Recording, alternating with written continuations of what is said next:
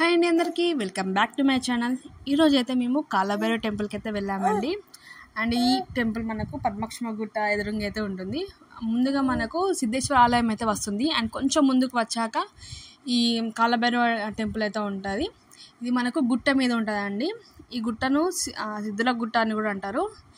ఈ సిద్ధుల గుట్ట పేరు ఎలా వచ్చిందంటే, పూర్వకాలంలో ఈ గుట్ట మీద సిద్ధులు నివసించే వాళ్ళండి.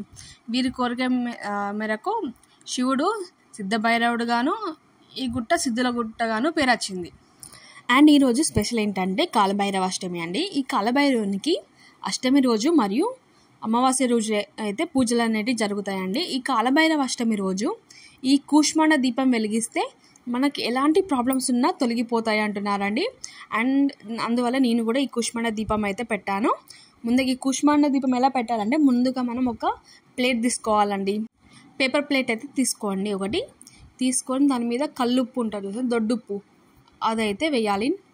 దాంట్లో మంచిగా నిండుగా వేసి దాని మీద పసుపు కుంకుమ వేసి నవధాన్యాలు ఉంటాయి చూసారా, నవధాన్యాలు అనేవి వేయాలండి. వేసి దాని మీద బొడిది గుమ్మడికాయ ఆఫ్ చేసి దాంట్లో ఉన్న గుజ్జంతా తీసి మంచిగా నీట్గా చేసుకొని దాని లోపల ఉన్న బయట నీట్గా పసుపు అయితే రాసుకోవాలి. పసుపు రాసుకొని కుంకుమతోని బొట్లు పెట్టుకోవాలండి. బొట్లు పెట్టుకొని దాంట్లో మనకు నెయ్యి అయితే ఆవ నెయ్యి, లేదంటే నువ్వుల నూనె, మనకి ఏది అవైలబుల్గా ఉంటే అదైతే వేయాలండి. నేనైతే నువ్వుల నూనె అయితే వేశాను.